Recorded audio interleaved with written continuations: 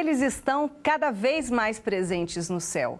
No programa de hoje, vamos discutir sobre esta inovação tecnológica, os veículos aéreos não tripulados, mais conhecidos como drones. O que você sabe sobre essas pequenas máquinas com cara de mini helicópteros ou mini espaçonaves? Há algum tipo de licença para uso comercial? Os aparelhos precisam ser registrados? Essas e outras perguntas iremos responder hoje aqui no Fórum. Mas antes, vamos acompanhar uma reportagem sobre o assunto. Quem mora em Brasília e todos os dias passa em frente à Esplanada dos Ministérios, pela Ponte JK e até mesmo pelo Estádio Mané Garrincha, até já se acostumou com a beleza da arquitetura. Mas vista desse ângulo, chama a atenção, não é?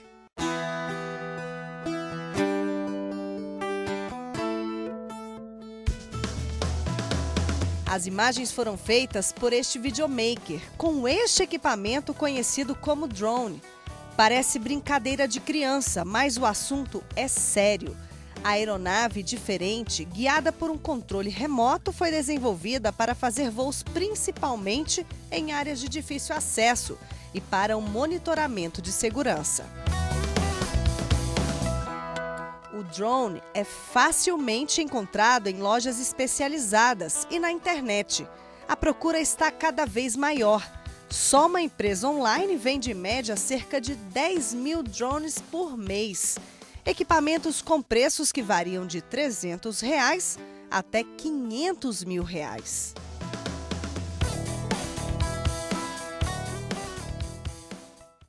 Para debater o assunto, Emerson Graneman, engenheiro, cartógrafo e especialista do mercado de drones, e Georges Ferreira, professor e consultor de direito aéreo. Sejam bem-vindos ao nosso programa. Existe uma legislação específica para o drone? Essa legislação ela ainda está sendo formulada, tá? A ANAC já tem várias consultas públicas. Ela tem, se não me engano, levado isso desde 2014, que ela está levando uma consulta pública para tentar esmerar essa legislação. O que se aplica hoje, se não me engano, é uma portaria do Departamento de Aviação Civil, acho que 207, que praticamente é aquela portaria que fala as regras para a operação de aeromodelos. Ou seja, que você apenas pode operar esse aeromodelo dentro de um campo de visada, que ele não pode ter de qualquer forma uma operação autônoma. Ou seja, você não pode colocar um programa, ele não pode voar sozinho, desassistido, tá? E, por outro lado, a ANAC, ela já está recebendo registro para a operação comercial de alguns aparelhos. Ela pede uma antecedência mínima de, se não me engano, 15 dias, mas o drone, acima de tudo, é uma aeronave. Isso está previsto no Código Brasileiro de Aeronáutica, porque ele é capaz de se sustentar no ar, executar manobras, tá? E para que você pudesse totalmente operá-lo comercialmente, você precisaria, até mesmo pelos padrões atuais, ou ter uma empresa, um serviço aéreo especializado, tá? Ou então um táxi aéreo, se for o caso, para que você possa exercer essa atividade remunerada de forma regular, tá? E mesmo assim, é exigível, aliás, está na proposta que uma vez que você tem esse drone, e aí tem várias categorias, talvez o colega aqui até vai explicar melhor os tamanhos das categorias de drone. Eles precisam, inclusive, assim, ter um prefixo, ter um registro, tá? Nós temos o Registro Aeronáutico Brasileiro, isso ainda não é exigido, mas espero que seja exigido. Vai ter que ter uma contratação de seguro para operar isso daí, as limitações para que isso opere dentro de áreas de aeroportos, dentro de terminais, por exemplo, ou sua proibição, eventos, locais fechados, dimensão, ou seja, está tendo um debate muito grande, inclusive a própria FAA, que é a Federal Aviation Administration, que é o órgão que administra a aviação dos Estados Unidos, prometeu entregar uma legislação para setembro desse ano, agora. Então, todo mundo está assim, aguardando, vendo o que acontece. Agora, o mais importante é, o drone é o futuro que está aí. Não adianta você fazer uma legislação que você, de repente, queira proibir ou que você queira restringir, que senão você vai estar restringindo o mercado, você vai estar evitando que empregos sejam criados, que novas formas de comércio existam. Tanto que existe hoje no Senado o PLS 258 de 2016, que é o projeto de lei do Senado, que está fazendo a reforma total do Código Brasileiro de Aeronáutica. Nós temos uma previsão específica para o drone, o que será o drone, como é que ele se classifica, uma operação irregular ou não irregular de drone. Isso já está dentro dessa proposta e também está sendo revisto a própria figura dos serviços aéreos especializados e a sua necessidade de ser registrado como público ou privado. O importante é que realmente a atividade seja implementada e confiar que as pessoas façam isso com segurança. Apesar de não haver uma legislação específica, no Brasil já existem feiras específicas para o setor. Então, o mercado aguarda de forma ansiosa essa regulamentação? Com certeza. Eu acho que programas como esse vão ajudar, né, as pessoas a entenderem melhor. Acho que não só as pessoas, como as próprias autoridades, né? O drone ele não é um brinquedo, né? Num primeiro momento, os drones eram lembrados na época das guerras. Ainda existem aplicações dos drones nas guerras, né? E também para a parte de brinquedo, né? Mas o que nós estamos discutindo aqui é o uso comercial, né? E não existe uma regulamentação adequada no Brasil ainda, né? Ou existe uma insegurança jurídica para que os contratos de maior valor agregado possam ser colocados em prática, porque essa regulamentação ainda está muito indefinida, né? Ela é um pouco dividida pela ANAC, Agência Nacional de Aviação Civil, e pelo DCEA, que controla o espaço aéreo. E a comunidade está, assim, com muita expectativa, né? Desde o ano passado, a gente tem acompanhado mais de perto, fomos na consulta pública em outubro do ano passado, e já havia uma promessa dessa regulamentação sair no começo do ano, depois passou mais um pouco, sairia até a Olimpíada, e a Olimpíada já passou, esperamos que não fique para a próxima Olimpíada, mas durante a Olimpíada, inclusive, houve uma regulamentação provisória para operar no espaço aéreo do Rio de Janeiro, né? Que praticamente ficou totalmente proibido de voar lá dentro, exceto com autorização do governo ou do Comitê Olímpico, né?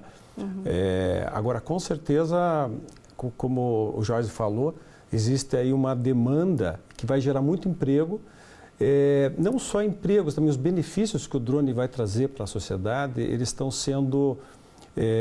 Está sendo muito difícil de implementar porque é proibido usar um drone comercialmente. Basicamente é isso, né? Você tem aí a possibilidade de usar drones para segurança, para monitoramento de obras, para melhoramento da agricultura, né? Quer dizer, você tem benefícios indiretamente que não estão à disposição dessas aplicações por conta dessa restrição ainda da legislação. Vou fazer uma pausa aqui na nossa conversa e vamos assistir um depoimento de um representante das indústrias de drones. Vamos acompanhar. A desinformação quando se diz que não existe ainda uma legislação para drone. Na verdade, o drone é uma aeronave, não é um brinquedo e, portanto, por ser uma aeronave, o Código Brasileiro Aeronáutico se aplica a esse tipo de aparelho. No caso dos pilotos, dos operadores, eles estão sujeitos a sanções previstas no Código Civil. Por exemplo, se houver uma invasão de privacidade, se eu quiser filmar o quintal da casa de alguém sem pedir autorização, ou mesmo que o meu drone esteja voando numa rua e eu colocar posicionado de frente para a janela de um escritório sem pedir autorização para o proprietário daquele escritório, isso é invasão de privacidade. Portanto, existem duas normas que já se aplicam ao drone. O que está se discutindo agora é uma legislação específica para aplicações específicas com drone. Vou dar um exemplo, uma filmagem de um casamento, eu vou voar com drone dentro de uma igreja, dentro de um templo. É possível fazer isso, já houve gente que fez, mas há riscos. Portanto, nesse tipo de uso, eu tenho que ter uma legislação que me diga até onde eu posso ir, que tipo de permissão devo ter das pessoas que vão ser filmadas, e também o próprio operador. Já há um consenso que menores de 18 anos não podem, não devem usar drones. E também temos que lembrar que mesmo com essa falta dessa especificidade, o DCEA e a ANAC, eles já podem avaliar pedidos para o uso de drone, como já acontece para filmagem de filmes, comerciais, telenovelas, e isso está sendo autorizado mesmo sem essa especificidade que eu acabei de dizer. Como que funciona essa autorização temporária? O senhor concorda com o posicionamento da indústria? Nós temos que falar então do Registro Aeronáutico Brasileiro, que é o que faz com que a aeronave exista, né? Então ele falou, mas eu já vou cumprir uma legislação civil, se por acaso eu adentrar a privacidade de alguém. Tudo bem, mas acontece que para que esse drone seja identificado, ele tem que ter uma marca. E essa marca chama-se prefixo. Então, prefixos são aquelas letras, a placa da aeronave, né? Muitas vezes você vê um avião no Brasil, você vê que tem umas letras lá, escrito PR, PT, PP. Então, isso daí é o prefixo ICAO, que é a Organização da Aviação Civil Internacional, deu para o Brasil, tá? Então, obviamente, isso ainda não existe na legislação. Os drones ainda não são registrados, salvo engano, os drones bem maiores, de categoria 1, que são acima de 250 quilos, que ainda não sei ainda como é que está se dando a operação, porque drones desse tamanho no Brasil apenas são os drones militares que estão sendo utilizados, ou também para as forças de segurança pública. Então, como é que se fala, né? Realmente você tem que ter um registro, tá? E o registro, então, indica duas coisas: quem que é o proprietário e quem que é o operador dessa aeronave. Então, o proprietário nem sempre é operador. Significa o quê? Que a responsabilidade é do operador. Quer dizer, porque muitas vezes você tem uma aeronave e você faz um arrendamento. É diferente de carro. A coisa é totalmente distinta nesse ponto. Em relação à operação, é importante sim que você emita licenças, é importante sim que você tenha um treinamento básico para quem for operar esses drones, se ele será ou não será autônomo, isso aí é uma outra coisa. Agora, a questão da idade de 18 anos, olha, quando eu tirei meu brevet para piloto privado, nós podíamos assim, a partir de 17 anos, você já podia tirar um brevet e você já podia ser liberado do serviço aéreo, tá? E isso no Brasil é realmente uma caduquice, uma coisa muito estranha. A piloto para planador aqui no Brasil é acima de 18 anos, sendo que na Inglaterra é acima dos 14. Então, nós já temos várias categorias aí que estão fora do aerodesporto por conta dessa limitação de idade. Nos Estados Unidos, você pode ter o seu drone e registrá-lo a partir dos 13 anos. Tudo bem que são coisas totalmente diferentes, distintas, né? Mas, de fato, o que nós precisamos é afinar essa conversa e, principalmente, cobrar da Agência Nacional de Aviação Civil celeridade, regras claras, mas, principalmente, a participação do setor privado. Porque a ANAC ainda tem uma mentalidade muito ligada ainda a apenas como a administração pública. Então, nós temos que ter aproximação do órgão, sim, da questão do mercado. Ora, se você for no Japão hoje, nosso colega pode confirmar, praticamente 100% dos arrozais no Japão são borrifados com drones.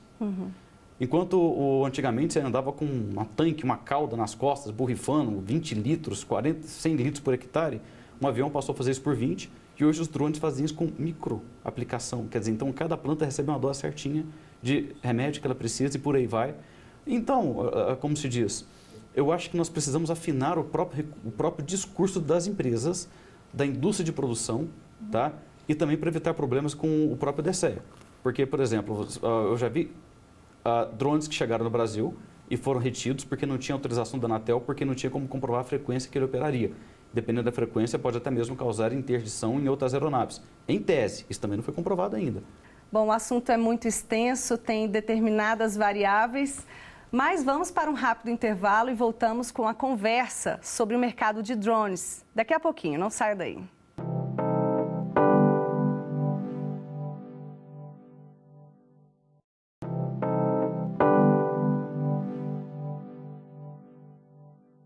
Estamos de volta com o Fórum. Segundo especialistas, o mercado de drones deve movimentar cerca de 200 milhões de reais neste ano.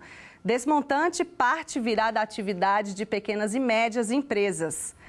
Realmente é um mercado em franca expansão, mas é preciso dizer que existem várias categorias de drones, né? Como é que funciona? Drone não é um equipamento único. Não é um equipamento único.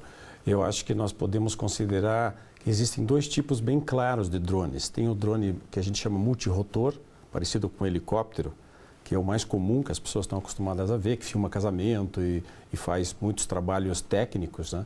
E existem os drones de asa fixa, que são no modelo, no formato de um aviãozinho.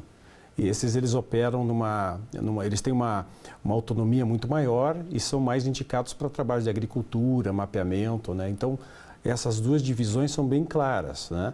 Você precisaria de um piloto mais qualificado para operar um drone de asa fixa, que vai sair da linha divisada. Falando um pouco sobre essa regulamentação da ANAC, previamente ela já define, né, 3 classes de drone, né? Uma classe até 25 quilos, que é a maioria das aplicações são com drones até esse peso, depois de 25 a 150 quilos e de 150 quilos a mais. A exigência de pilotos, de qualificação do piloto, de registro da aeronave, ela vai complicando na medida que você tenha drones mais pesados e que você tenha uma autonomia maior. Por exemplo, até 400 pés, 120 metros. E até a linha divisada, que são 500 metros, você tem muito mais liberdade para operar com drone do que acima desses limites, né? Mas mesmo assim, essa regulamentação para esse tipo de limite ainda não existe. Existe só o que nós ouvimos na consulta pública, né? Existem cursos específicos para se pilotar drone? Boa pergunta. Existem centenas de cursos para você operar um drone.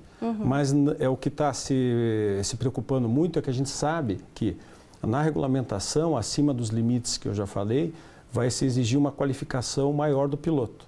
Só que ninguém sabe quais são essas qualificações. Então eu vou fazer uma estimativa que segunda-feira agora vai ser liberada a regulamentação pela ANAC com essa condição.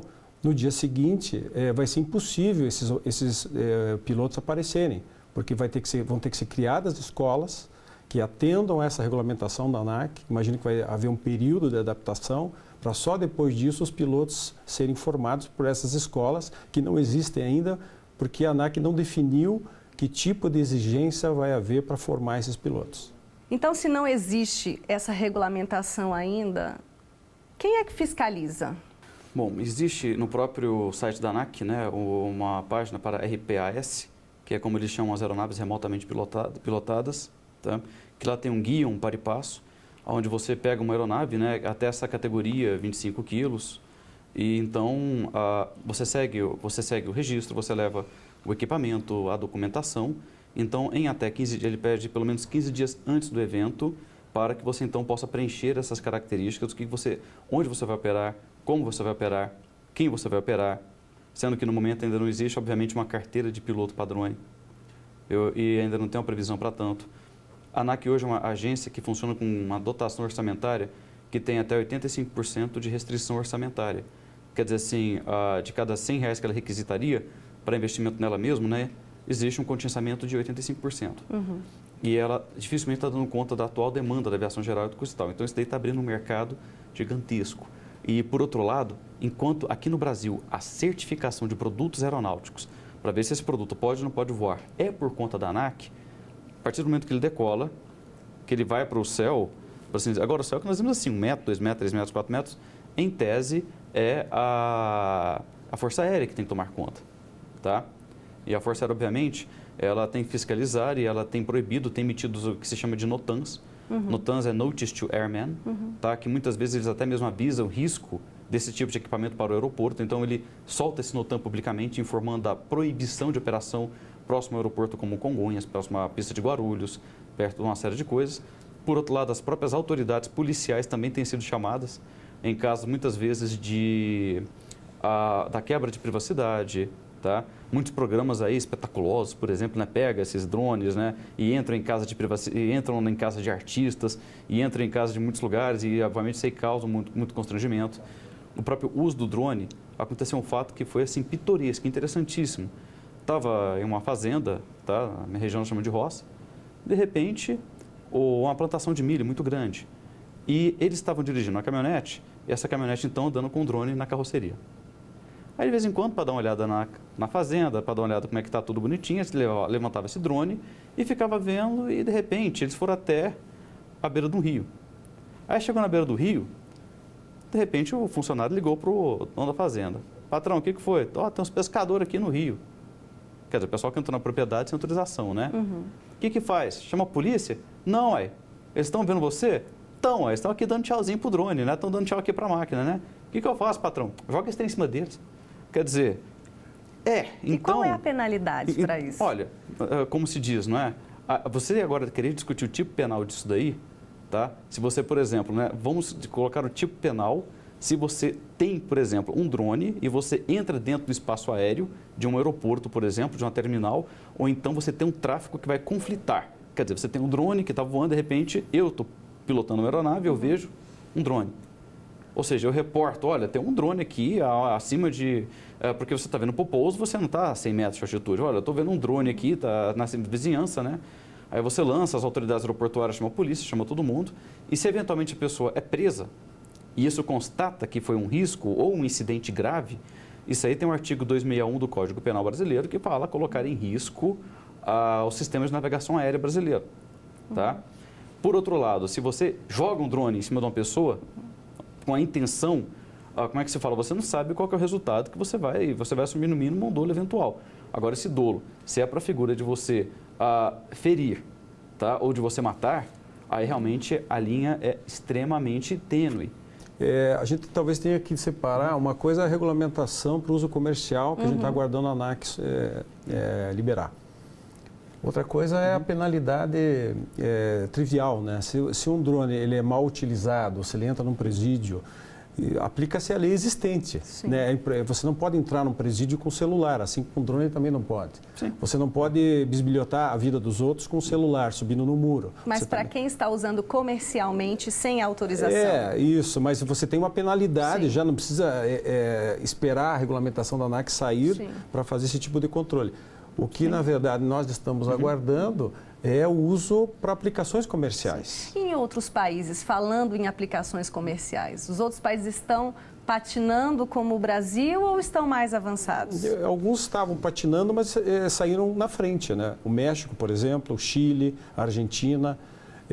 Os Estados Unidos liberou a semana passada já uma regulamentação.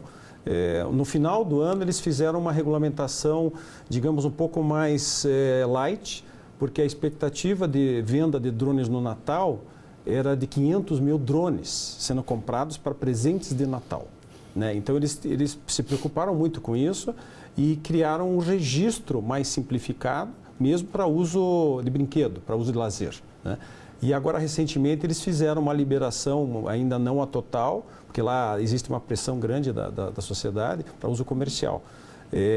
Eu me preocupo que no Brasil não está sendo pensado em regulamentar o uso recreativo, né? Então, se você está num parque fazendo uma filmagem para um casamento, você vai ter que seguir a regulamentação. Se você está nesse parque só para brincar, você não vai precisar seguir. Inclusive, o limite de idade do piloto, que é 18 anos, para o lazer é menor que 18 anos. Até uma criança vai poder operar. É um pouco um contrassenso isso, porque o drone, o mesmo drone sendo operado por uma criança para brincar, ele pode causar o mesmo dano de um profissional que está ali trabalhando. Agora, falando em uso comercial, nós temos imagens de drones sendo utilizados para delivery de pizzas e de outros produtos em geral. No Brasil, a pizzaria fez até uma simulação de uma entrega. Em outros países, existem outros testes. Isso é real? É ficção? É possível em algum momento? Tecnologicamente é possível, né? Mas ainda é fantasia em termos de praticidade. Nós estamos aguardando a liberação do uso de drones semi-autônomos, né? Onde sempre o piloto vai poder conduzir e operar, por mais que existam algumas missões, por exemplo, na área da agricultura, em que se programa a decolagem do drone, ele faz a operação e volta até sozinho, mas sempre vai ser possível o operador intervir no caso de uma necessidade. Esse tipo de aplicação não vai fazer sentido entregar pizza ou livros com operadores, vai ter que ser uma operação 100% autônoma, totalmente proibida no Brasil e na maioria dos países, inclusive nos Estados Unidos, é proibido. Está sendo muito usado como marketing, né? E eu acho que ainda vai demorar para isso acontecer. Essa operação autônoma é algo ainda mais sensível do que tudo que a gente está falando aqui no programa. Olha, é muito sensível. Eu estava vendo uns testes que fizeram na Holanda de drones ambulância. Ou seja, de repente uma pessoa, né, que tem... porque você tem aqui no Brasil, as linhas de frente são os motoqueiros, né? Os motoqueiros do SAMU, ou do Corpo de Bombeiro, para cortar o trânsito. E, de repente, você ainda tem as ambulâncias. Mas se não chega um motoqueiro, se não chega ambulância por um problema ou outro, como, por exemplo, acabou de acontecer um grande atentado, então os próprios drones, eles interviririam, como já tem sido feito muitos testes, aonde eles chegam, tá? Inclusive dando instrução, chegam com desfibriladores para que as próprias pessoas possam estar aplicando, estar usando isso daí. A questão de você usar alguma coisa autônoma, nós temos que verificar assim, o que funciona autonomamente hoje. Eu acho que os drones serão os primeiros equipamentos 100% autônomos a serem liberados. Tá? Eu acho que a coisa caminha para esse sentido. Porque, assim, na verdade, você... é que nem um aplicativo que você tem no celular. De repente, você fala, olha, eu quero uma pizza. Você está onde? Pá!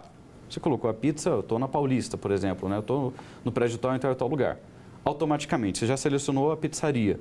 Ela já lança o pedido, já solta, já tem o próprio drone já pegou o localizador, uma vez que você coloca a pizza, você libera, ele vai embora.